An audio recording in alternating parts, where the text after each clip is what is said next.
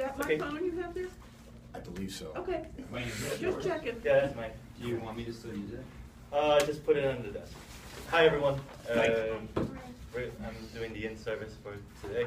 Right, this is also for my mentoring class in graduate school as well. Today we're going to be talking about classroom management. More specifically, we're not going to be talking about like classroom management in our classrooms, but we're going to be mostly talking about how other students view or may view our classroom management techniques. Basically looking at the classroom from their point of view. Right? So first off, the right arrow. Yeah, keep going. One more. Yeah, I think it just zooms out. Yeah, there you go. All right, so first off, I'm going to put you into groups of 3. So this will be a group of 3. Here's a piece of paper. Emily, Bryn, and Tim. Ruth, Anthony, and Becky, and then James and Chris Square. I've got Chris's? Yes, the Chris's. I just want to go over the light. That's harsh. All right. What I would like you to do, this is really important because you're going to be referring back to this after we go through certain sections of the presentation. What I would like you to do is answer this question. In your experience as ELS teachers, can you think of particular problems with classroom management that you face? All right. Come up with as exhaustive a list as possible. I would say maybe I'll give you about 10 minutes to come up with as many things as possible, just relating with classroom management. Okay? And also talk. Total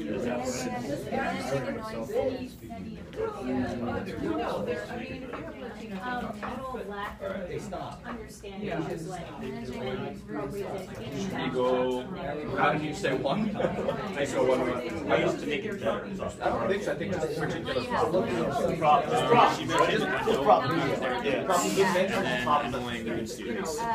Both. Because when you have problems as students create, that affects the whole class. I know, but that's why I was thinking. For me, I'm not argue with them when they're between 7 to 7. Because I know guys, if that is argue with you, like, they like, what is this? Which 109 and it was like the 105 and the 109 and like the 111 and the 109. You put 7-hour boys in class of 12, you just gotta double personality. They're also, instead of asking about words and things like that, they're like looking on. Yeah. Addiction to the brain. Speaking native language. Yeah, that's, yeah. Or non-calls. Calls and non-calls. They all have people. I don't know what to do. Well, my mother's Yeah.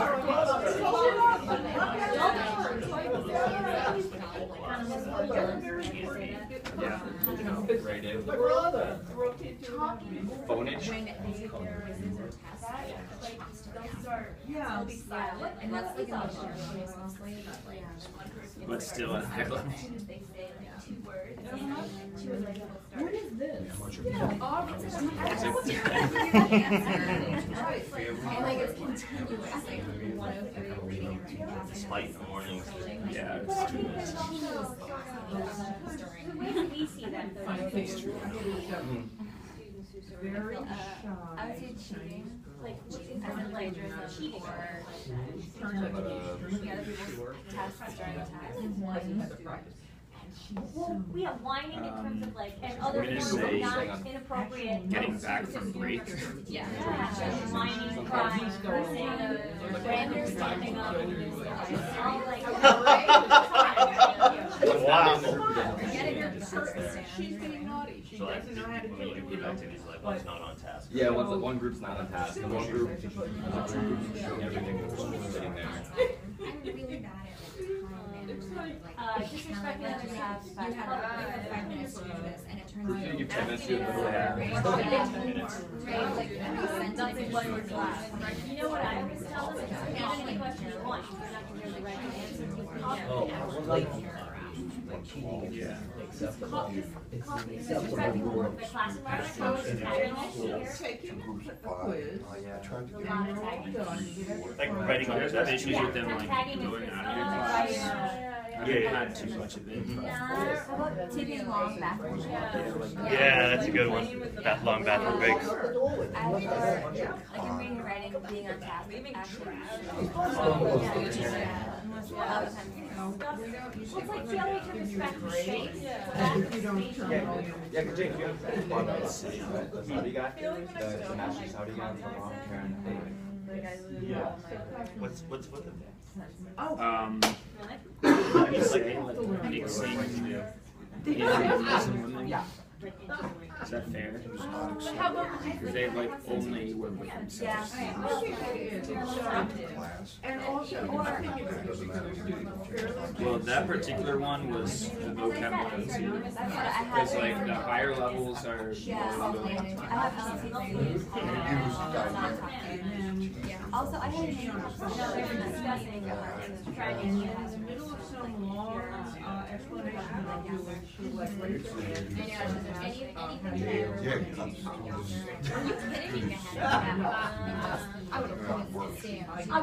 No, I thought you were gonna say she would ask the question and you covered like 30 minutes ago.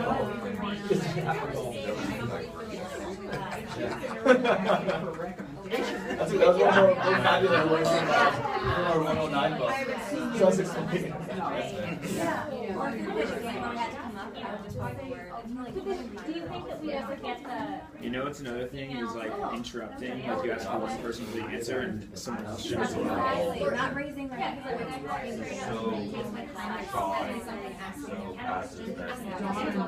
How utterly rude Yeah. it was until. Not raising their hand.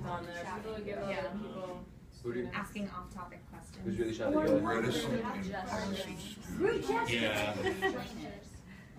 Grief. Yeah. All right, a couple more minutes. Okay, then I'm gonna start. I'm talking and then they're talking. And I, either I raise my voice or something. We can't all be talking. Yeah, once I had an alternate LTC, they just wouldn't listen to me, so I had to scream. Yeah. Having a large class. You're worth a shot. I'll just say involvement in large classes. Students, there's tension between Try to talk about that. People who dominate conversations. everyone. People who refuse to participate in conversations. But the rush is. Now they liked it. Yeah, You just can't have to get it. yeah. Sorry, Turkey is the worst. Amplification. Love hate. Not love hate, more like tolerant hate. Like goes from tolerant to hate. Different things. She's I mean, if she likes you, she's totally cool. I mean, if she doesn't like you, I mean, people who talk too much, people don't talk like she enough, won't and hide it's it just at all. Like, Yeah, sometimes you just wait. Yeah, exactly. So yeah, she's good. But Gina has that sort of like, you know, like the kind of like not debonair, but Like general disrespect. yeah, a little bit, if yeah. there's one student. Gina confronted me maybe 2 days ago. Yeah. Chris sounds pissed. She has really like kind of like her relationship with people goes from like really, really good to really, really bad, and there's no in the middle. I don't touch her with a Gina. We're done. She works her ass off. But she works really hard, and I think, you know, yeah. She carried her last session. Okay, last minute. This is serious. Oh yeah, she. Wow, you have a lot. We're shy. Like if I didn't tell them to work in pairs. That makes it palatable. You know what I mean? Like,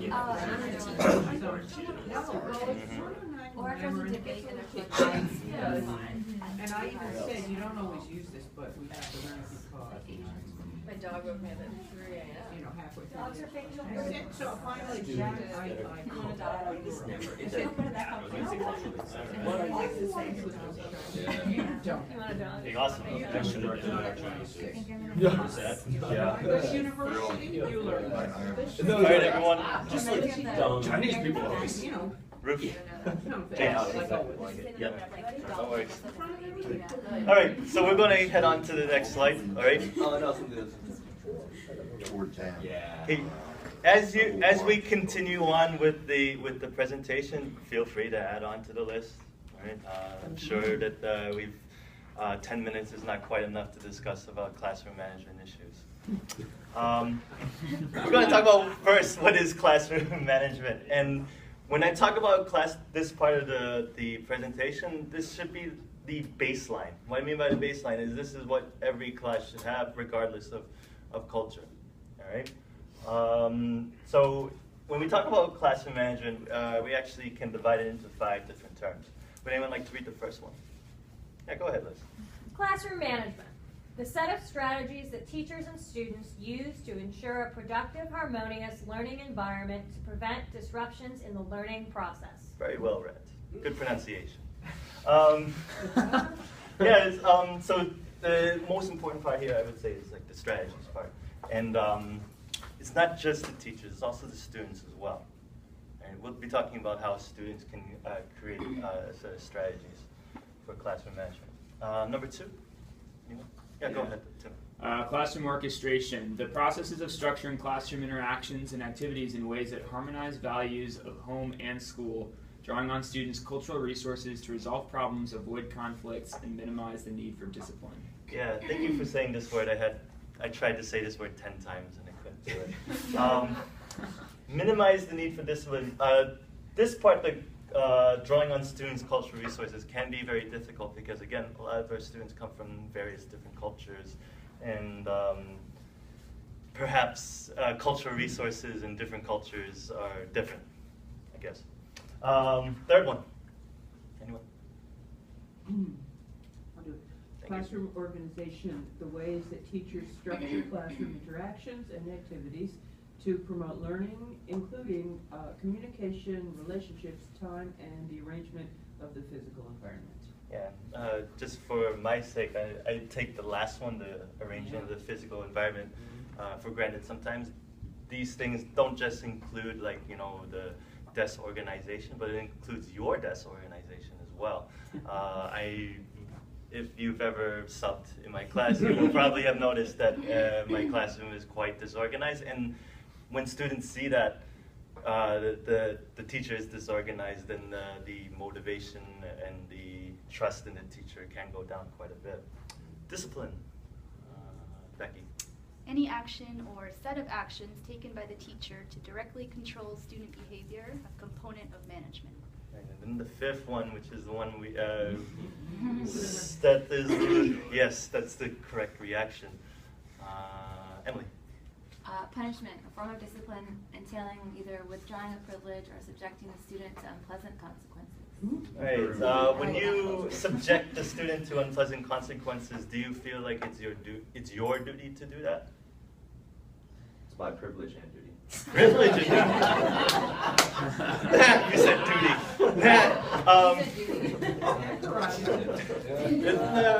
Like for Tamara, do you think for punishment do you feel like? I mean, I just kind of take it upon myself most of the time. Mm-hmm. I take it upon myself. So.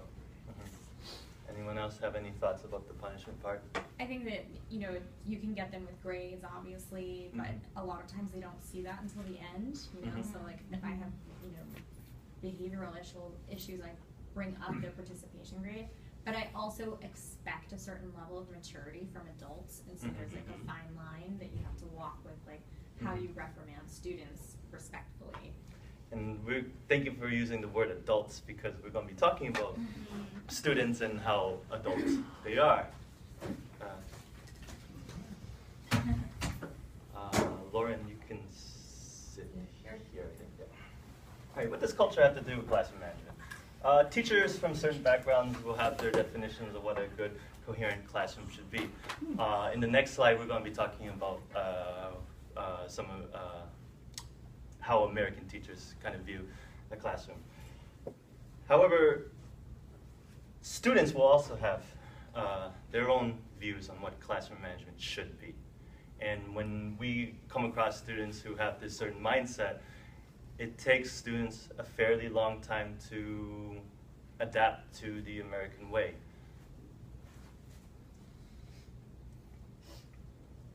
When we talk about American classrooms, then the number one thing that I think a lot of students get a little bit trouble with is the fact that we are very individualistic in our classrooms.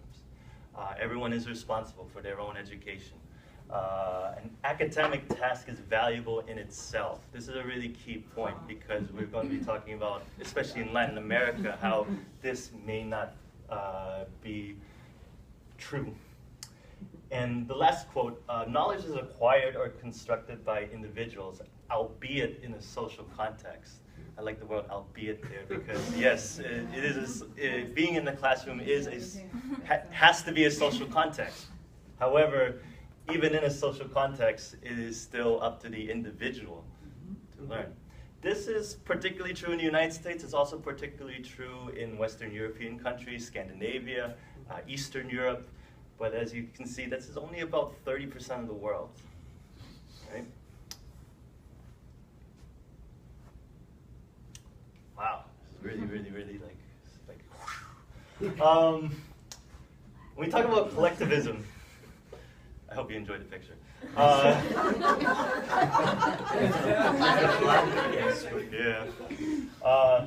Latin collectivism, all right? And you will find that this is not just a Latin trait. This is also going to be for all the other two cultures that I'm going to be touching on in this presentation. Latin collectivism. When you go to a school in Latin America, you may be surprised that most academic tasks are done together. Helping each other is very common, right? And when you assign a student an academic task and it's like an individual task, you will find that a lot of students have a very difficult time just maintaining focus on a singular task. Right?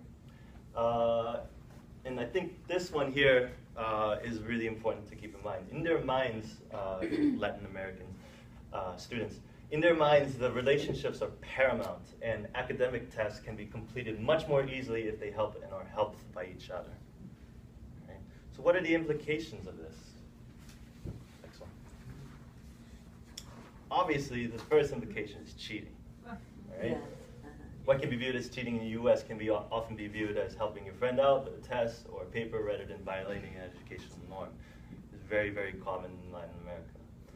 Also, the overall feelings of disunity in classrooms. In Latin American classrooms, there is lots of talking. There's a lot of relationship building with students. And in American classrooms, this may not be okay because for us, when we view this classroom, we view it as, chaos. People are not doing what they're supposed to be doing. They're not supposed to be doing they're doing an individual task together.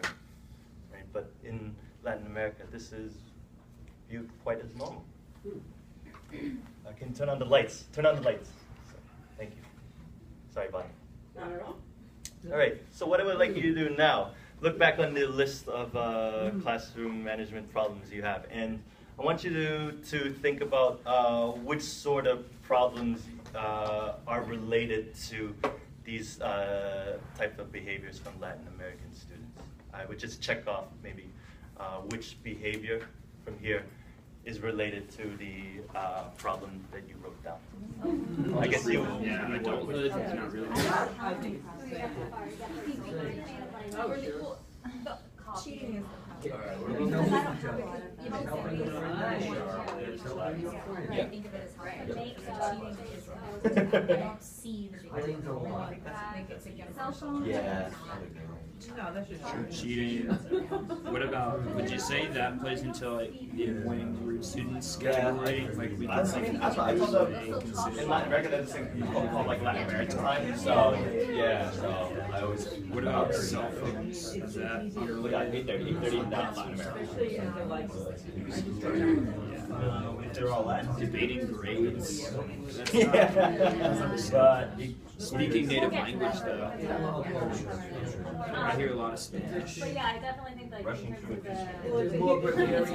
Yeah, whole culture. I mean, we didn't talk about this, but getting back to the great late, which is kind of a Latin. sometimes they can be, especially at age. Like, I can't come to class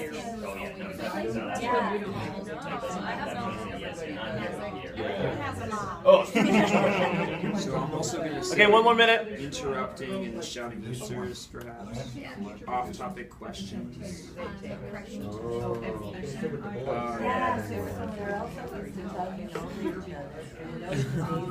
Because obviously you're the expert.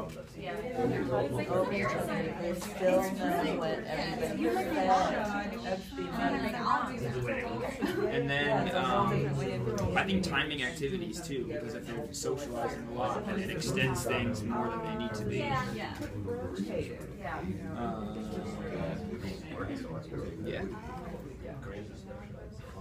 That's about education. Okay, so most people have some check marks, correct? Yeah. Good. All right. Next up, the most important, because most of our students come from this part of the world, we're going to be talking about the Arab world. All right. So the Arabs, politeness, right? Always polite, even to someone he hates. Americans tend to be much more honest about their feelings of people, but Arabs, smile. You've probably seen this quite often. Arab students, when they disagree with what they're saying, they're still, yeah, I disagree with you. I don't like what you're saying, but I'll still smile anyway. It's very common. I've seen this many times in my 3 years here.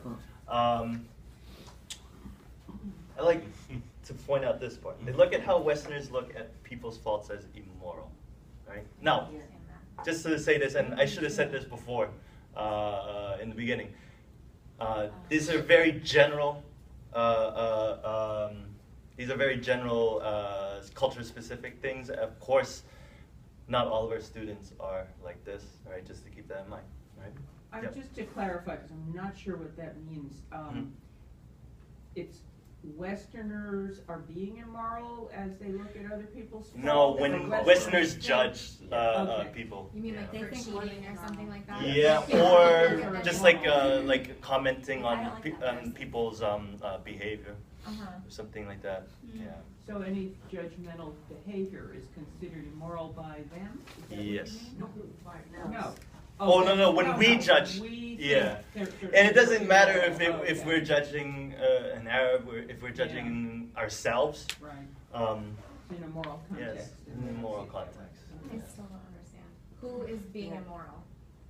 No, anyone can be immoral. But when Western people look at people's, we think things are immoral. They look at that as immoral. Right. Does everyone understand? Yeah. Okay.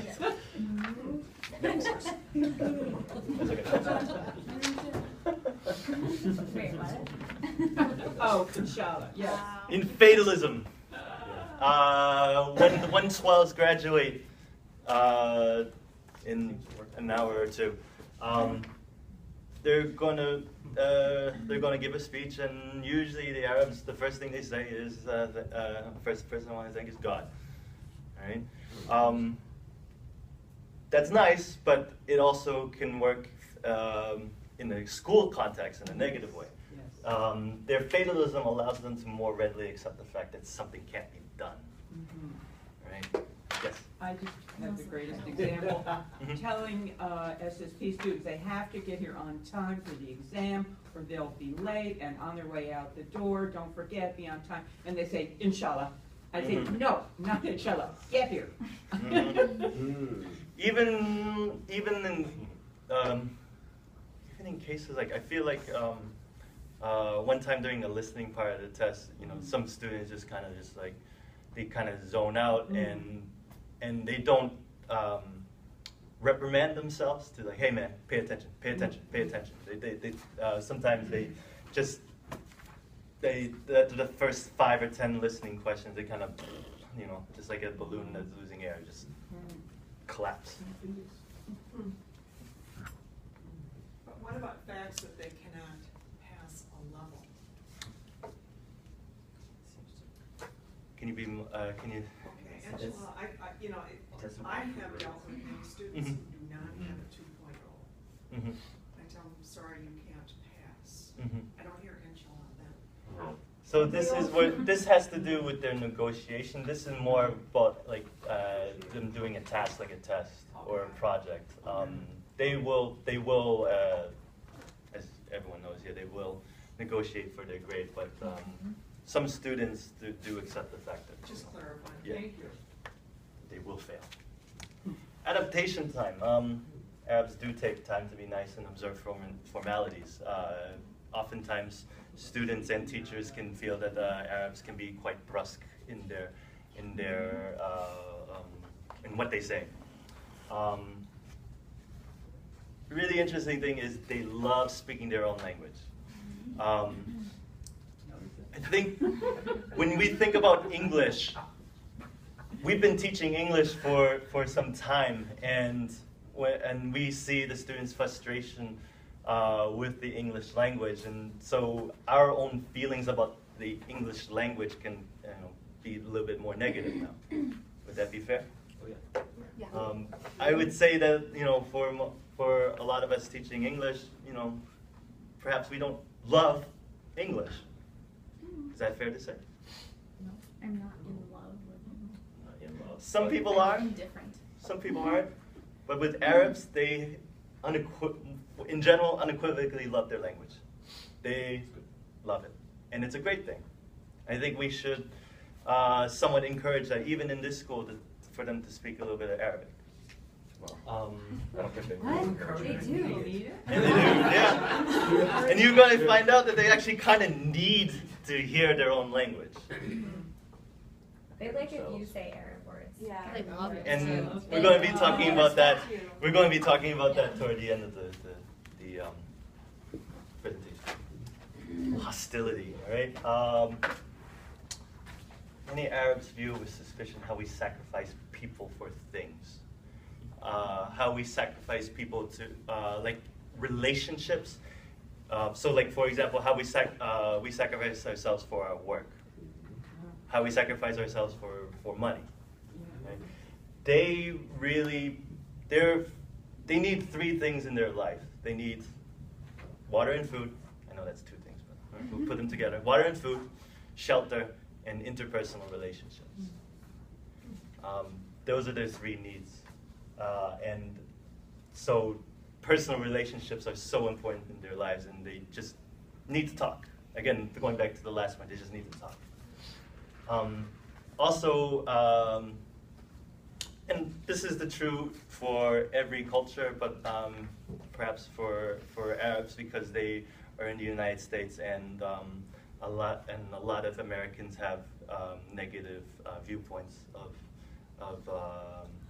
perhaps Islam and the Arabic culture. They are very sensitive to how maybe teachers or other Americans can view their own culture. One more. Pride.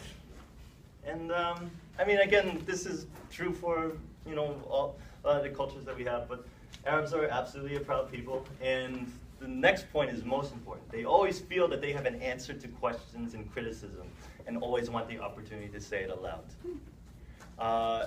In general, Arabs are not very self-conscious people. Tamara? You're all alone on this one, man. I should keep my mouth shut. Okay. All right. See, it's like Tamara's has boil lines coming out of his head. What are you talking about? But they are very, very proud of their history, and well, they should be, right? And especially when they have when they negotiate with us, they always want the opportunity to answer our criticisms. All right. Actually, Bunny, can you get the lights? All right. Again, same thing. What I would like you to do, look through your list and see which behaviors from here are attached to your classroom management. I never said this, but like a lot of times, like the levels, they'll come in and not to be late, or they come in and they say, Yeah. For this one, It is a very big thing no, like you would disagree. Yeah, people don't just in general. It's halfway through the sentence and he's Scottish and he talks to his friend in Arabic and they're like, you know, help me here, translate for me. And, you know, I Yeah. keep going. I'll get Thank you. Yeah, but they are very, it's a self-confidence thing, it's the way I view it, I don't know what it is really, but. Okay, but what about cell phones? They feel. Yeah, they're all. Making everybody honestly goes. Yeah, and then all of a sudden. Yeah. All of 5 people at one time. Everybody to talk to. Yeah. One idea, and I'm like, just We're helping each other. I get it. you know what gets me is that they have more than one cell phone. One at a time. So you take one away and then it's like, they have another one. Yeah, it's all about like this is out of my control. Oh, teacher, there were 3 cards. Yeah, exactly. I couldn't get on there. The trains over, but well, you can probably find a spot on one of those trains and you fit 1 extra card. It's just. Oh, they hate me. I know, but you know, no, you can't do a group writing project, I mean, you can, but we don't, you know, it's not. No, writing is an individual thing. They don't like it because they like, Reading exercise. because it requires Well, I think I see some of that with my back. It's my dad culture. You can't pick up. It's my dad. And you are in class. But father is, and that's also a big family structure and father. Wait, 1 more minute. The verb and the subject. Yeah, it comes from all sides. Yeah. There's gotta be one right answer, only one right. And then you For example, I had a engineer. Okay, engineer would work. And everybody's got engineers. I know, but you guys said just a word. He's like the one that's. Individual thinking is not allowed. That's why there's no. Remember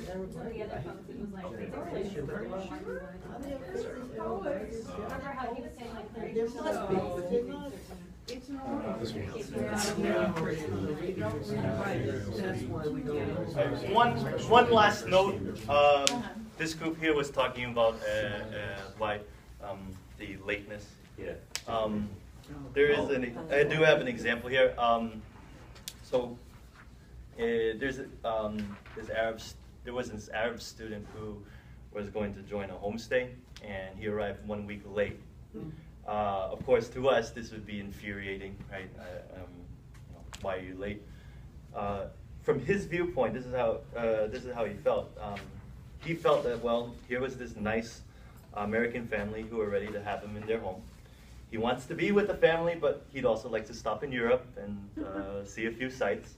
Although he hadn't planned to do that originally, the temptation was too great. They will understand because they're his friends. After all, they invited him to come and visit in their home. Right? So this is where, this viewpoint of the students is really important to understand, because if they come late, maybe perhaps they have too friendly of a relationship with you. What I mean by that is perhaps they may not regard you so much as a teacher and as a person of authority, and maybe they think of you maybe as a little bit of a pal. Right? So just something to keep in mind. Right. Next region, which should just be a country. Right, is a place that I've taught in for 2 years. Right, we're going to be talking about Japanese classrooms. All right. One thing I noticed about teaching in Japan, very true, also in literature as well. Japanese students when they start out, even in elementary school, they are forced to deal with difficult problems. Often they are given math problems that are way above their level, but they still struggle to try to solve them. They are very used to being challenged in school, and this is not perhaps the same in other cultures. Oftentimes, and this is a little bit true of Korea as well, oftentimes I hear students say that ELS is too easy. And this is a difficult problem because then there are other students who say that ELS is too hard. And we're going to be talking a little bit in the effect section of what we can do to remedy this problem.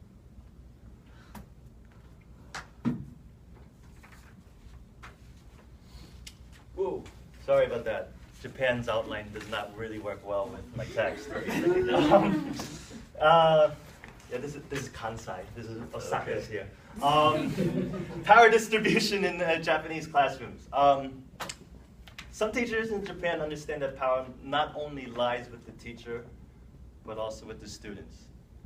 Very often in Japanese classrooms, the teacher will discuss with the students the rules, and the students will meet together and maybe they will amend some of the rules in the classroom. I've seen this quite a couple of times in other people's classrooms, that people put down rules in the classroom. I know Kelly's classroom has that. The students write down on sticky notes rules for the classroom. I think this would be a really good idea, just in general, and I would encourage people to look into that. I think that's a great idea. So you think students should do that? Yeah, I think, Oh, okay, so students should be doing that, and then the teacher can add on a little bit later. Yeah. All right, this is my favorite part of Japan, and when I say the favorite part, I mean the part I hate the most. All right, I'm going to need actually we can turn on the lights for this one. We're going to need a dummy teacher. Who wants to be a dummy teacher? When I mean dummy, not stupid. I just, stuff. All right, I have 3 questions. I want you to stand like this over here. I'll be sitting down here. I have a cue card, all right? So whenever I raise the cue card, do the action that's on the cue card. It's the same action, okay? It's the same action, all right? Okay. Good. Am I talking to you or am I talking to No, I'm talking to me. Okay. What is your name?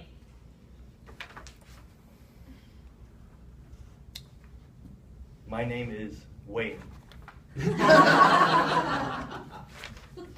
What is your hometown? My hometown is Boston. Higher. Okay, good. What do you like about your hometown?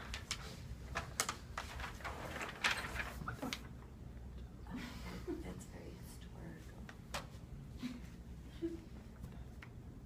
Good architectural buildings. I like Boston. All right, there you go. Good job. Thank you. All right, this is very.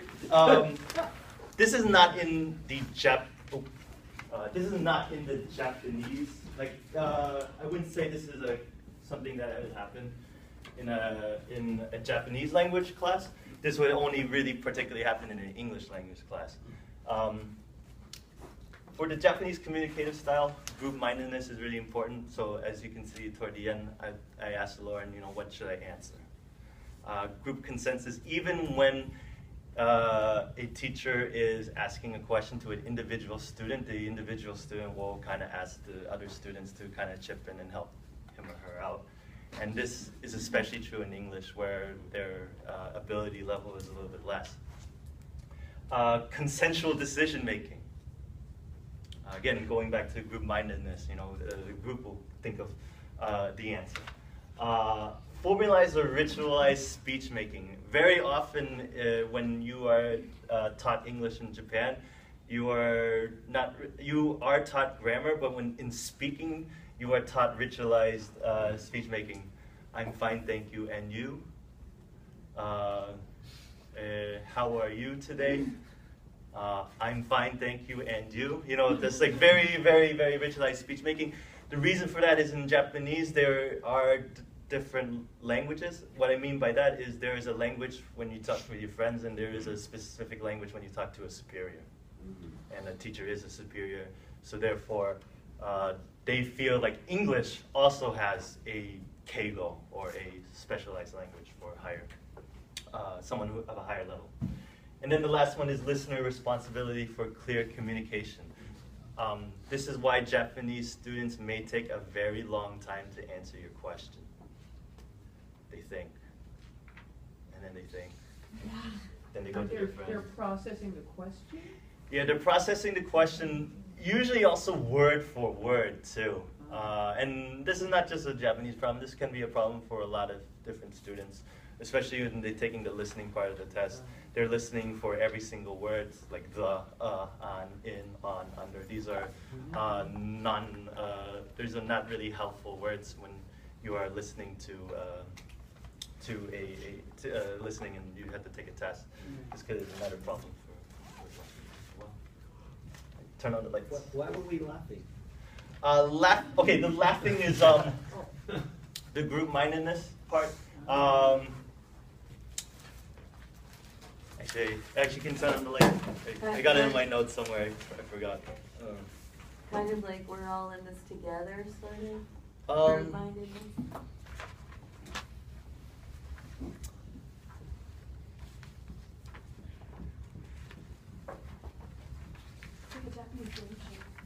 Yeah.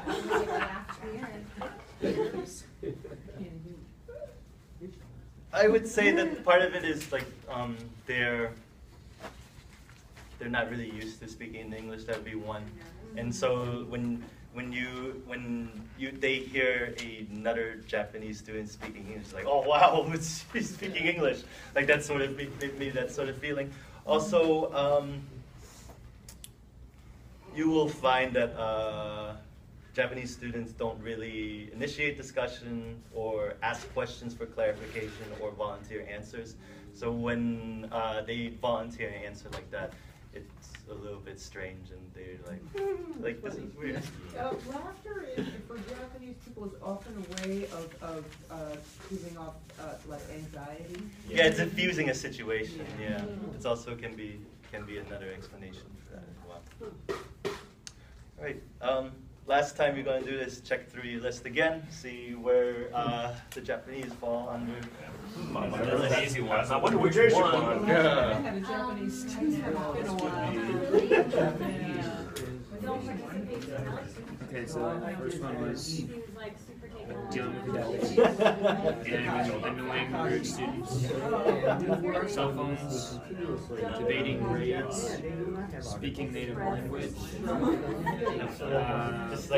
giving them demanding homework, asking for answers and evaluations, cheating, getting back from breaks late, timing activities. So it's that's the way. So when he was listening, he could my favorite.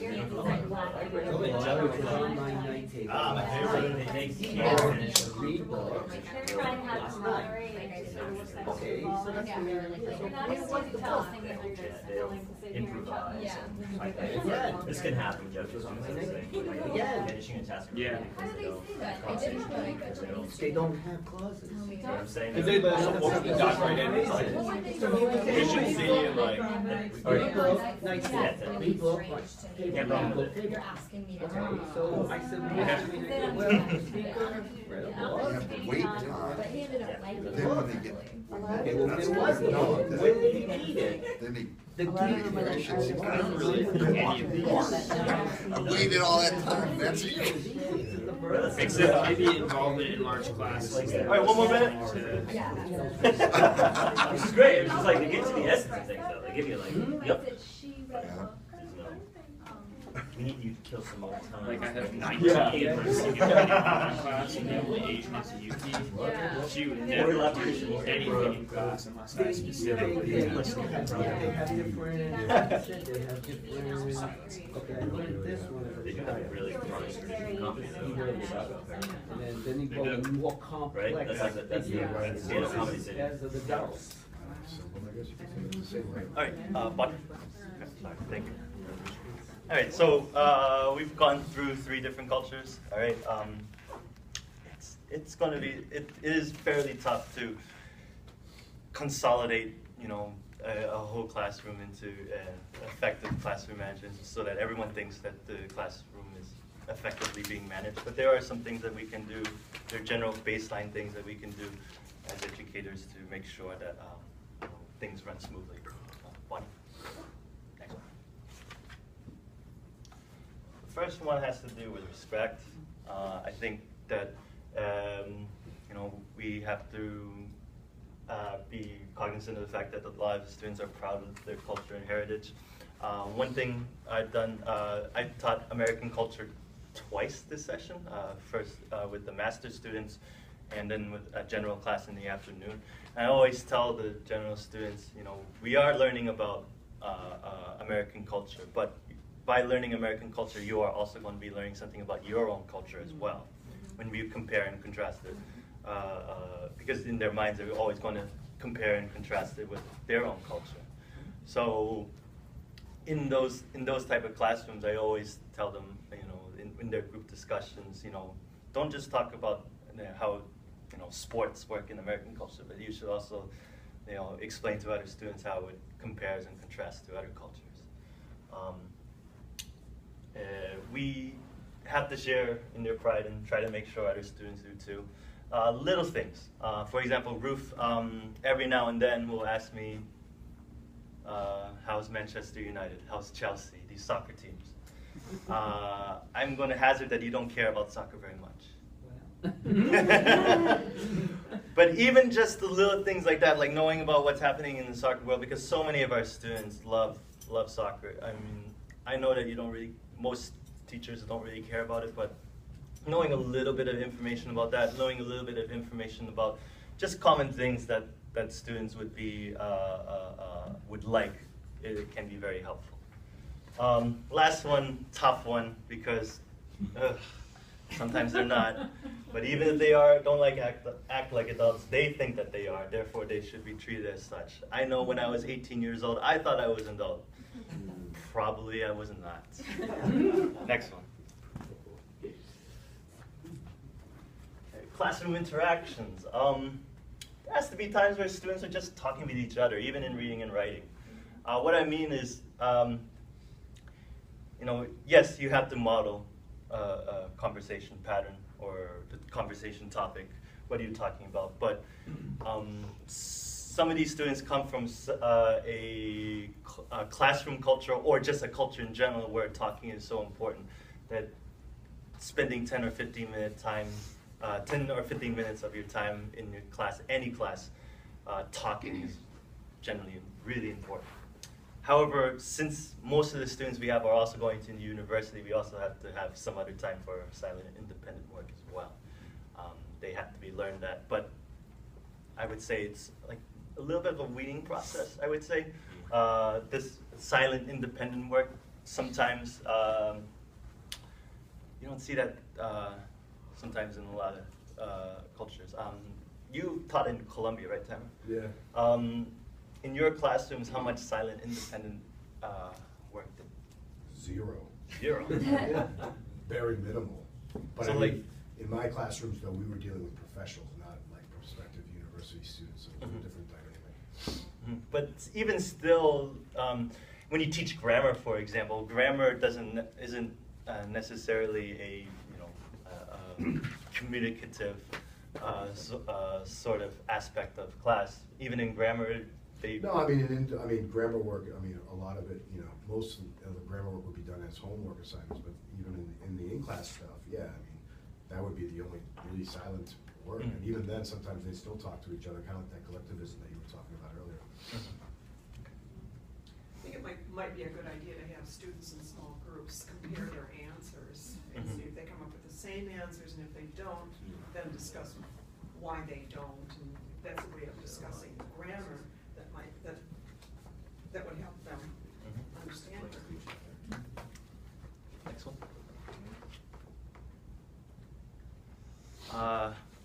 Kind of I'm glad that Caitlin's not here for this one. First language use. There are times when, yeah, I think first language use should be utilized in classrooms. There are some things that are probably better explained in Arabic or in Japanese or in Spanish, sometimes. Especially for the lower level students, of course, we need to, they need to have some time to express themselves in the first language.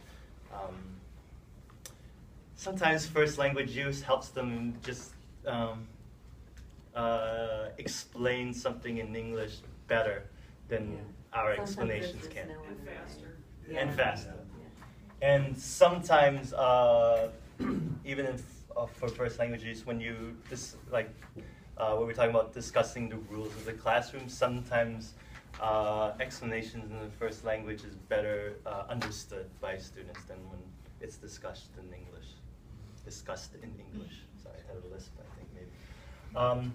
For lower level students, and when Shayla was here, the old academic director, we kind of toyed around with this idea, but it was never fully realized. I believe that lower level students should have a mentor from higher levels who speak the same language. Just the learning the ropes sort of thing is really, really important. It can backfire though, too.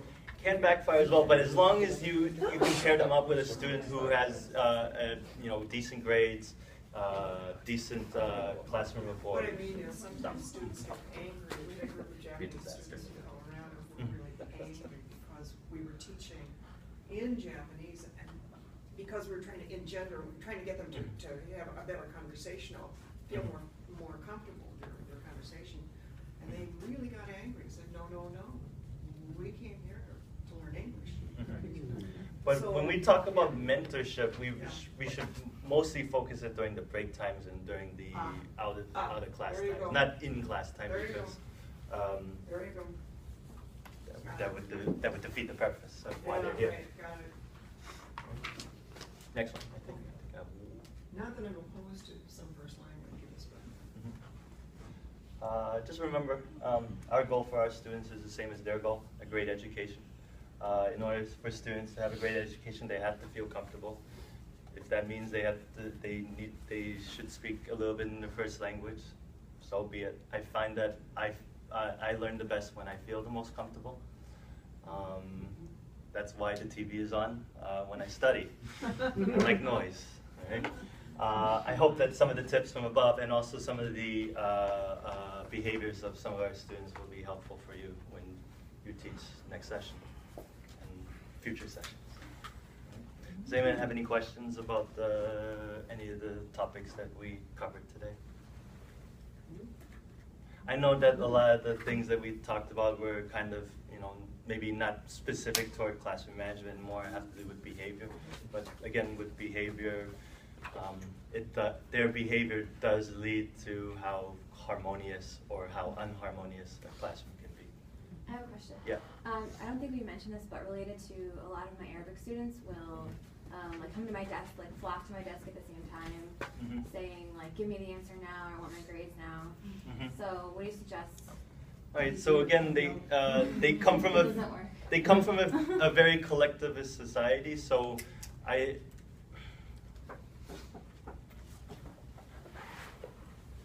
think the problem with that is they lean on other people a lot for answers, whether it be the teacher or another student or the smart student in the class. I think there's maybe when you set the rules for the class, maybe one of the rules that you can implement is there's a time where you can lean on the teacher and other students for answers, and then there are times where you cannot. That is a very difficult problem to answer, and there's not perhaps an absolute right answer, but perhaps setting a rule for that can be best. Any other questions? References? Yeah, that would be the last slide. Yeah.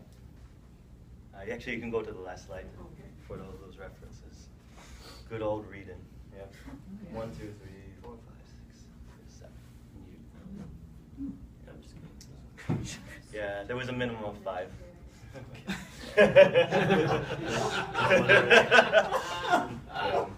Do you use EasyBib or another program for? Yeah, I used BibMe. Okay. Yeah, but I filled it in myself. Yeah, I taught in research paper. I tell the students, you can use EasyBib, copy paste, as long as you fill in the information correctly. What's EasyBib? EasyBib is a bibliography generator. God. Just generate the bibliography for you. What about for your PowerPoint? Like, how did you download the background and stuff? Oh no, this is Prezi. So Prezi has its own templates. Yeah. Is that what most of the Thai students use? Are really great. Is that the same one? Yeah. Actually. Really great. Prezi? No. Oh, the EasyBib. I use EasyBib. Yeah. Yeah, like EasyBib. Easy with a Y? Yeah, if you like the whole yeah, it's a library. It's like a bank. This is the whole pathway. You choose your format. It's very sleek. It's very. You'll enter like the. I didn't add a title. Pull it up, and then everything all in there. And then you I like that title. All right. Does anyone else have any questions about classroom management? Because no one else. At the end, it'll provide all your. All right. Thank you very much. And,